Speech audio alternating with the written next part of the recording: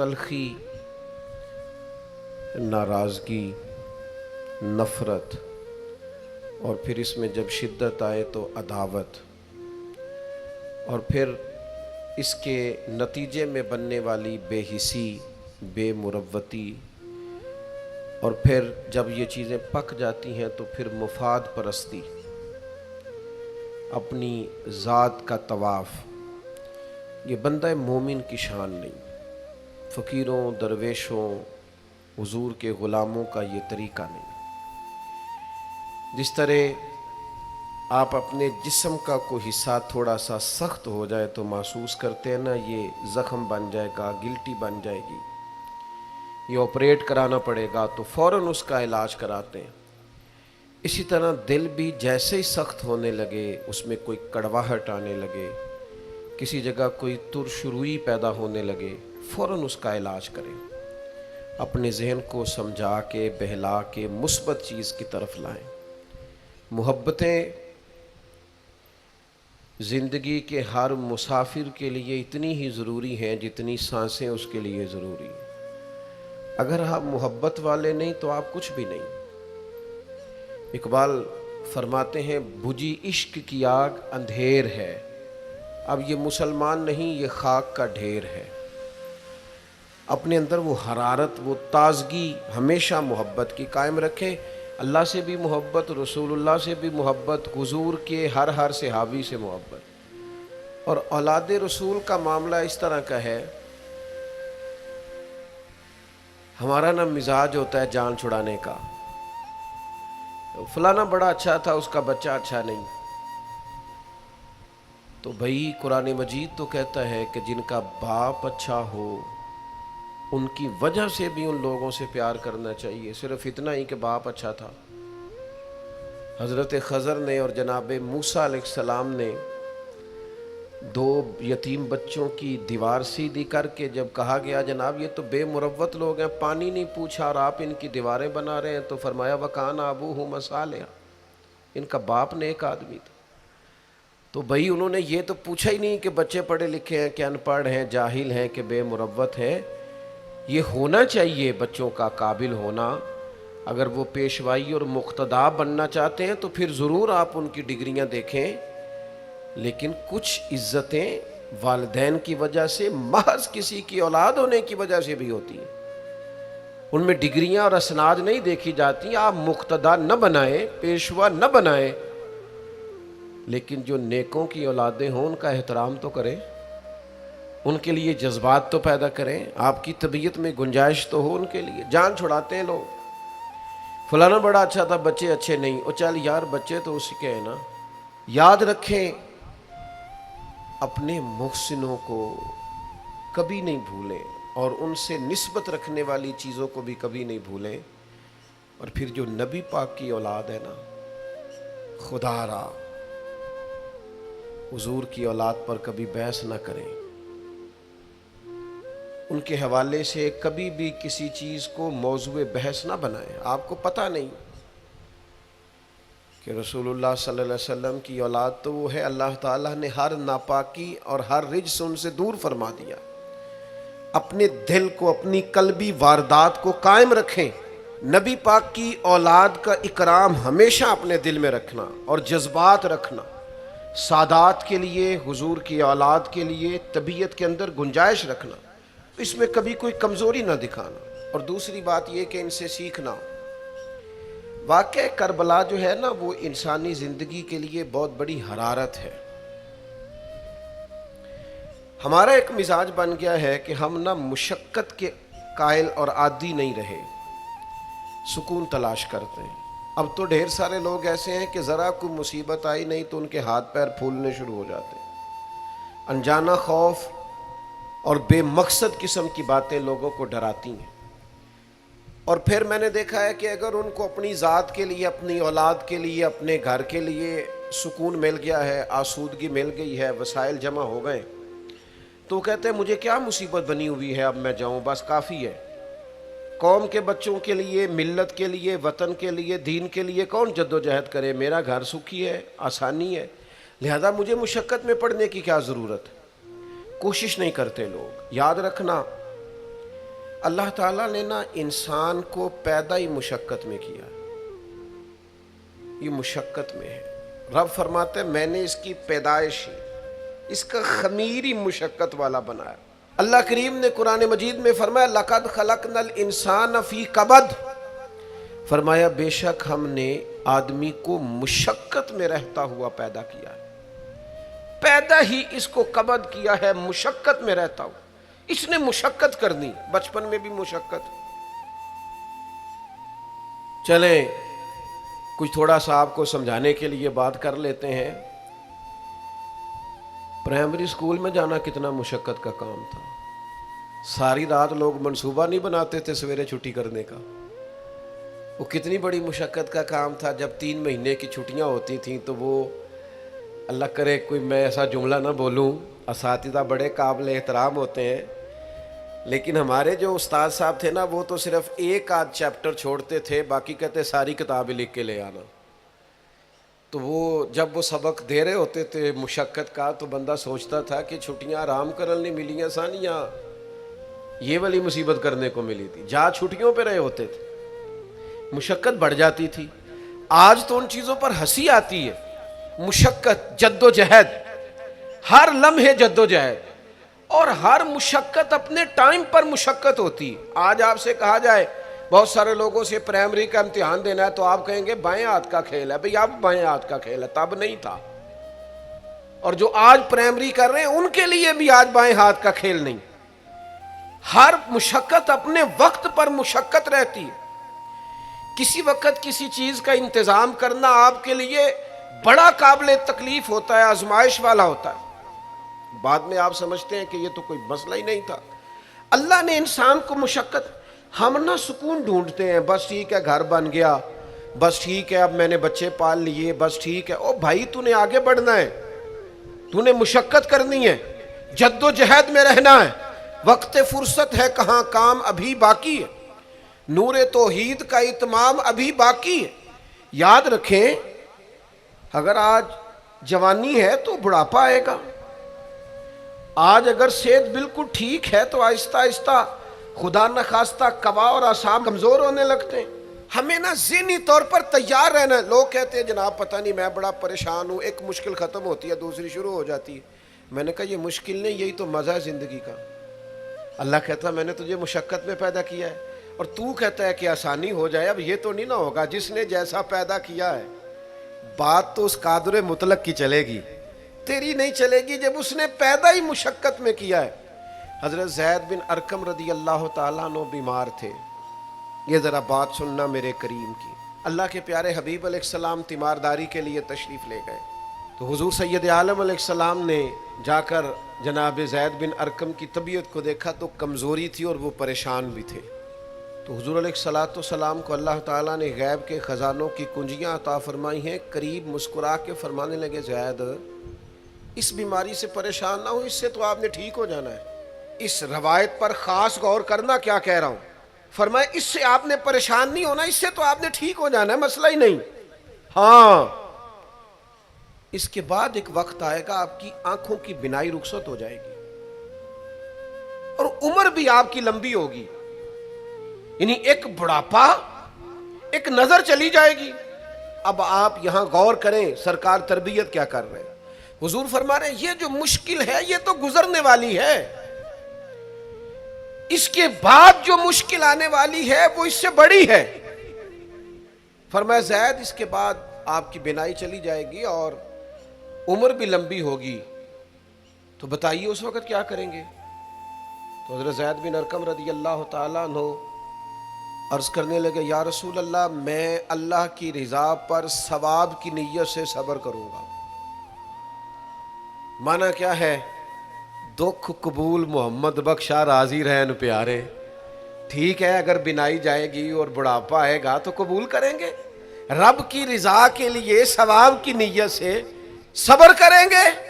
ایسے بھی کبھی دنیا میں میدان لگتے ہوں گے کہ بیماری آئے گی، بتایا جا رہا ہے اور پوچھا جا رہا ہے کہ تو کیا کرے گا، تو بتا رہے یا رسول اللہ صبر کروں گا، تو نتیجہ بھی وہیں بیان ہو رہا ہے، یعنی سارا سودا نقد و نقد۔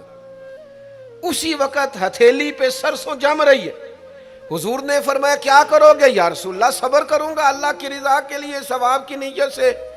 تو حضور فرمانے لگے اگر تو صبر کرے گا تو پھر نتیجہ سن، اللہ تجھ سے حساب نہیں لے گا، بغیر حساب ہی جنت عطا کر دے گا۔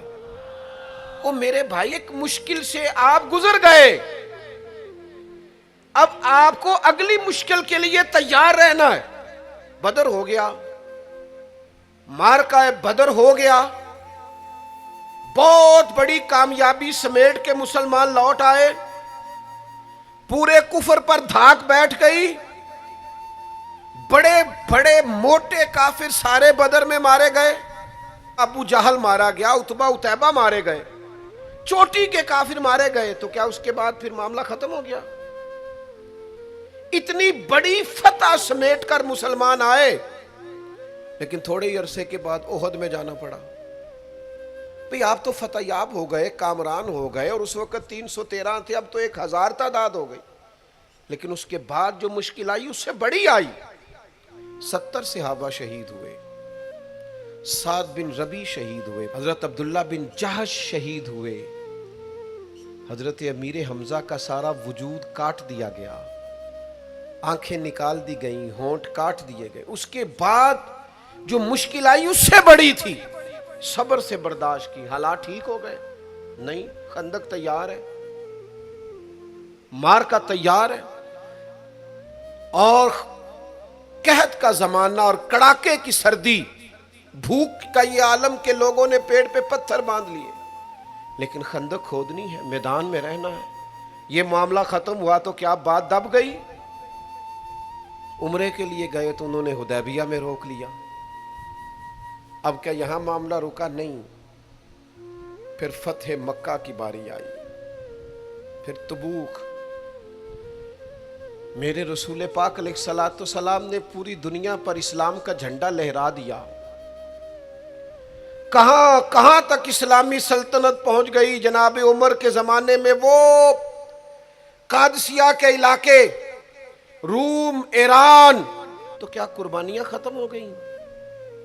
بس طاقت آ گئی، قوت آ گئی، ہمت آ گئی، ہزاروں علاقے زیر نگیں آ گئے، ختم ہو گیا معاملہ؟ نہیں، جناب عمر شہید ہوئے،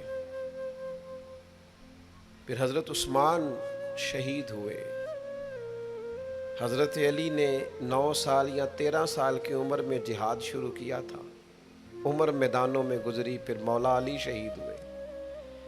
اب کیا آسانی ہو گئی، آسودگی ہو گئی؟ نہیں، یہاں تو باریاں ہیں امتحان دینے کی۔ امام حسن کی باری آئی تو زہر دے دیا گیا، انتڑیاں کٹ کٹ کے گرنے لگیں، اور حسن ابن علی کا جب جنازہ اٹھا تو سب سے زیادہ رو رو کے پلو سید عائشہ صدیقہ کا بھیگ گیا، اور جو سب سے زیادہ ستاتا تھا مروان، وہ بھی ایک نکر میں کھڑا ہو کے رونے لگا۔ تو کسی نے کہا ساری زندگی تو نے فاطمہ کے بیٹے کو ستایا ہے، ظالم آج روتا کیوں ہے؟ کہنے لگا میری مخالفت اپنے جگہ پر، جو اٹھ کے جا رہا ہے وہ رسول پاک کا مکمل نمونہ تھا۔ اس میں کوئی شک نہیں کہ صبر، رضا، استقامت، حسن عمل، حسن کردار، اخلاق عظیم، یہ ختم تھے۔ تو یہ امتحان تو جاری رہا۔ امام حسین کی باری آئی، چھوٹے تھے، زیادہ لاڈلے تھے، زیادہ پیارے تھے۔ کچھ لوگ ایک کا لاڈ دیکھتے ہیں، کچھ کئیوں کے لاڈ دیکھتے ہیں۔ نانا کا بھی لاڈ دیکھا، اور والدہ کا بھی دیکھا، والد کا بھی دیکھا، بہنوں کا بھی دیکھا، بڑے بھائی کا بھی دیکھا۔ حسین سب سے لاڈلے تھے۔ حسن کی بھی کیا بات ہے، امام علی مقام کی کیا بات، پر امام حسین سب کے لاڈلے تھے۔ لیکن جب امتحان دینے کی باری کربلا میں آئی تو اکیلے کھڑے تھے، نہ پشت پر نانا، نہ ہاتھ میں شیر خدا کی انگلی، نہ پلٹ کے جا کے ماں کے پلو میں چھپنے کا موقع، نہ حسن موجود ہے کہ بڑے بھائی سے مشورہ لے لیا جائے، کوئی نہیں۔ یہ کون ہے اٹا ہوا غبار میں اٹا ہوا؟ یہ نبی کا نور عین ہے، یہ بالیقین حسین ہے اکیلے، اور باقی جتنے تھے وہ سارے چھوٹے تھے۔ وہ بڑا مشکل کام ہو جاتا ہے جب آپ سب سے بڑے ہو جائیں اور صرف آپ کو تسلی دینی ہے، صرف آپ کو دوسروں کو سنبھالنا ہے، وہ بڑا مشکل مرحلہ ہوتا ہے۔ لیکن امام حسین نے اس مشکل مرحلے کو اس طرح گزارا کہ وہ بڑے تھے نا، بس اتنا کہوں گا کہ حسین وہاں پر شکر کرتے تھے جہاں پر صبر مشکل تھا، وہاں پر شکر کرتے تھے جہاں پر صبر مشکل تھا، جہاں صبر مشکل سے ہوتا ہے وہ وہاں گردن جھکا کے کہتے تھے آمنا وصدقنا، ٹھیک ہے دکھ قبول محمد بخشا، بس راضی رہن پیارے۔ آپ اس بات کو یاد رکھیں اور اس کو اچھی طرح سمجھ لیں کہ آپ جب تک مزاج مشقت کا نہیں بناتے، ایک کے بعد دوسری، دوسری کے بعد تیسری، تیسری کے بعد چوتھی مشقت راہ دیکھ رہے ہیں، اور جو مشقتوں کے عادی نہیں وہ پھر پچھلی صفوں میں ہے، جو مشقتوں کے عادی نہیں وہ پھر کسی صورت بھی نہ نام بنا سکتے ہیں نہ کام کر سکتے ہیں۔ جس کو آرام کرنا ہے، جس کو سکون سے سونا ہے، وہ منزل نہیں پا سکتا۔ آپ کو آگے بڑھنا ہے، آپ کو جد و جہد کرنی ہے، آپ کو کوشش کرنی ہے، آپ کو باہمت رہنا ہے۔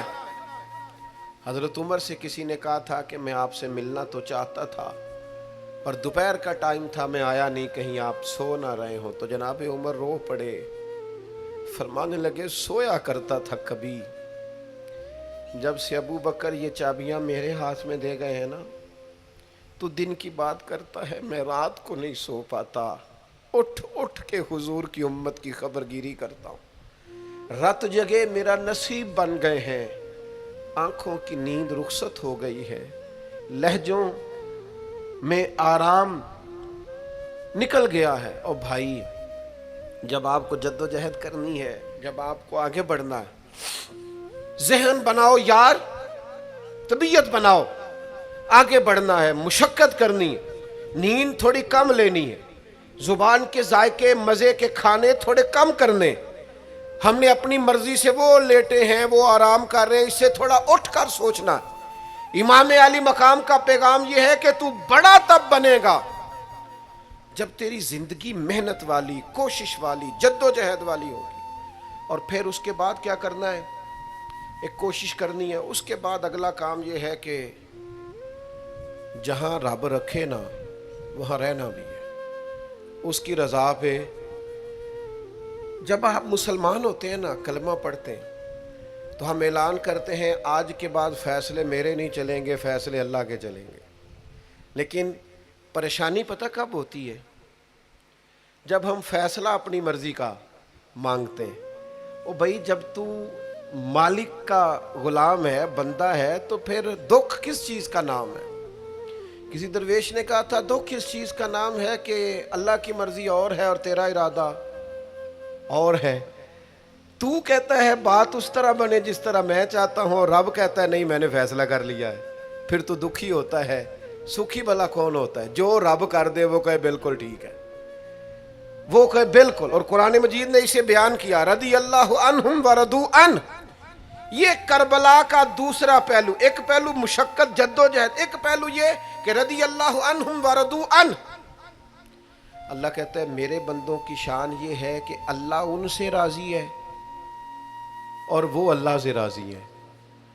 اللہ ان سے راضی ہے اور وہ بھی راضی ہے اللہ سے۔ اللہ نے جہاں رکھا ہے وہ اللہ سے، ایک پہلو یہ ہے کہ اللہ راضی ہو جائے، ایک پہلو یہ ہے کہ بندہ راضی ہو جائے۔ رب فرماتا ہے ذالک الفوز العظیم، وہ اللہ سے راضی، اللہ ان سے راضی، یہ بہت بڑی کامیابی ہے۔ امام محمد غزالی رحمۃ اللہ علیہ سے کسی نے کہا تھا زیادہ مشکل کیا ہے، اللہ کا راضی ہونا کہ بندے کا؟ تو امام صاحب فرمانے لگے رب تو مہربان ہی بڑا ہے، بڑی جلدی راضی ہو جاتا ہے۔ دو صرف آنسو بہائے سچی توبہ کے مالک راضی ہے. کسی غریب کی مدد کر دے اخلاص سے اللہ راضی ہے. اللہ تو جلدی راضی ہو جاتا ہے, مشکل یہ ہے کہ بندہ نہیں راضی ہوتا. یہ اس نے ہر روز ایک نئی امید لگائی ہوئی ہے, ہر روز اس کا نیا رنگ ہے, یہ راضی نہیں ہوتا. حضرت موسیٰ علیہ السلام نے اللہ کی بارگاہ میں عرض کی, مالک میری قوم یہ عرض کرتی ہے کہ تو بتا تو ہم سے کیسے راضی ہوگا. حضرت موسیٰ اپنی قوم کی عرض لے کر مالک کی بارگاہ میں کوہ طور پہ حاضر ہے. او یارو اسے دل کی تختی پہ لکھ لینا. عرض کی مالک میری قوم کہتی ہے رب کریم کے حضور عرض کریں کہ ہمیں بتائے ہمارا رب ہم سے کیسے راضی ہوگا. تو حضرت کلیم کہتے ہیں جب رب کی بارگاہ میں عرض کیا تو مالک نے فرمایا ان سے جا کے کہو وہ مجھ سے راضی ہو جائیں, بس وہ راضی ہو جائیں میں بھی ان سے راضی ہو جاؤں گا. حضرت سیدنا عبداللہ ابن عمر رضی اللہ تعالیٰ عنہ کا صاحبزادہ بڑا سخت علیل ہو گیا.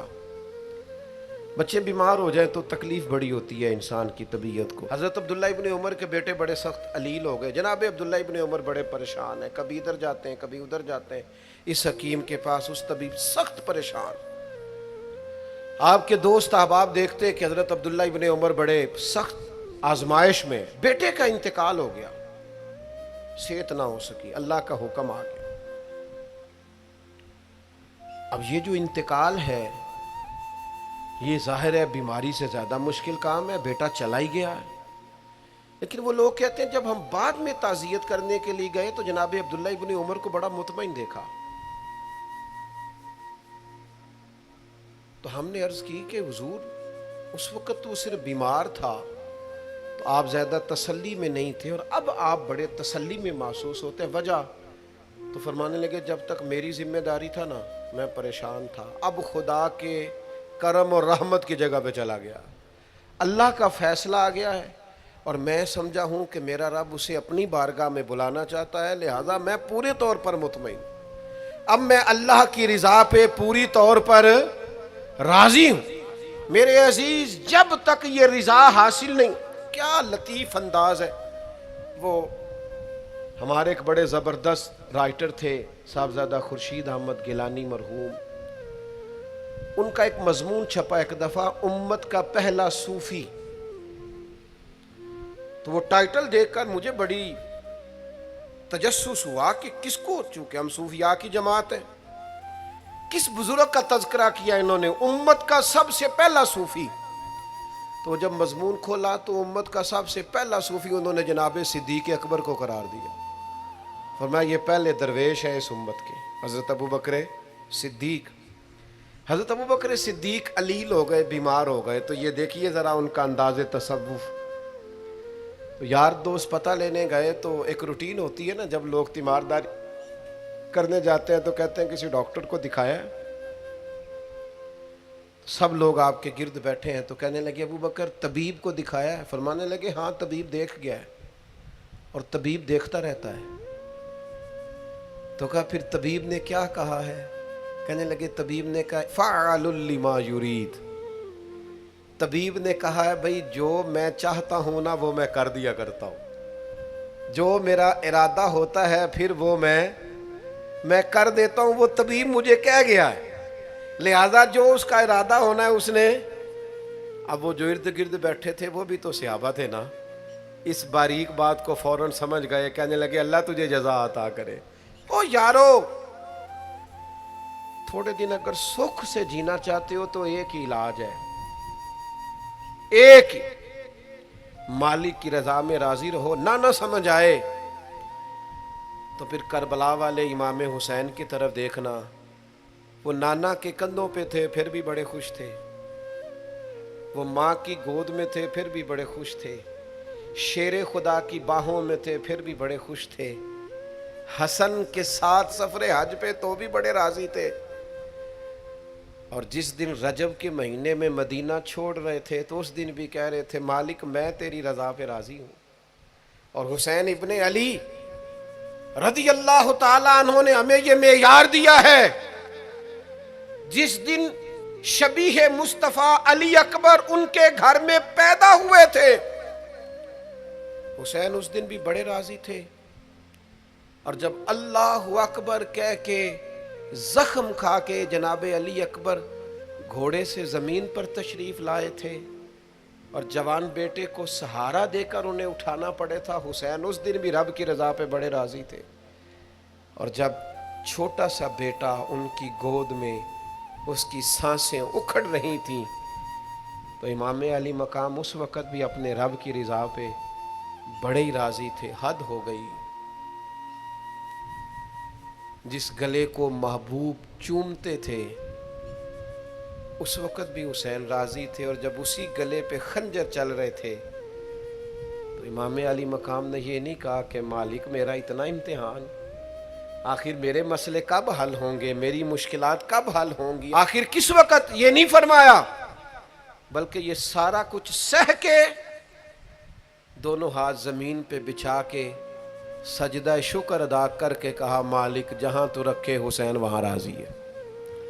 اتنا شکوہ ہے ہماری زندگی، آپ یقین کریں ان باتوں کی بھی دوست دعا کرانے آ جاتے ہیں جہاں دل کرتا ہے کہ انہیں سمجھائیں کہ یار نہ کہیں تو ٹھہرنا اپنے رب کی رضا پہ۔ یار دیکھو چھوٹی بات نہیں، حضرت انس بن مالک کہتے ہیں 10 سال میں نے نبی پاک کے گھر میں نوکری کی ہے، 10 سال، 10 سال، 1 سال کے بعد لوگ اکتا جاتے ہیں، سارا پتہ چل جاتا ہے، اس کے بعد وہ چاہتے نہیں رہتی، بندہ پرانا ہو جاتا ہے، اکرام احترام اللہ ماشاءاللہ وہ نہیں رہتا۔ فرماتے ہیں 10 سال حضور کے گھر میں نوکری کی، پورے 10 سال ایک دفعہ بھی رسول پاک نے اف نہیں کہا۔ فرماتے ہیں ایسا نہیں کہ کبھی کوئی ایسی بات نہیں ہوئی جس سے حضور ناراض ہو، کئی دفعہ ایسے موقع آئے، حضور نے کسی کام سے بھیجا، میں جا کے بچوں کے ساتھ کھیلنے لگا، محبوب آئے، میں ڈر گیا، لیکن حضور نے کچھ بھی نہیں کہا، مسکرا کے فرمایا تمہیں کام بھیجا تھا کر کے کیوں نہیں آئے؟ او یار آپ ٹھہریں تو صحیح، استقامت تو ہو، ذرا ذرا سی بات پہ بلبلا اٹھنا، تڑپ جانا، ہر چیز سے الجھ جانا، یہ بندہ مومن کی شان نہیں۔ طاقتور زندگی گزارو، طاقتور، ایک تو یہ کہ مشقت کرنی ہے، دوسرا اللہ کی رضا پہ راضی رہنا، اور تیسری بات یہ سوچیں کبھی ذاتی قسم کی نہیں بنانی،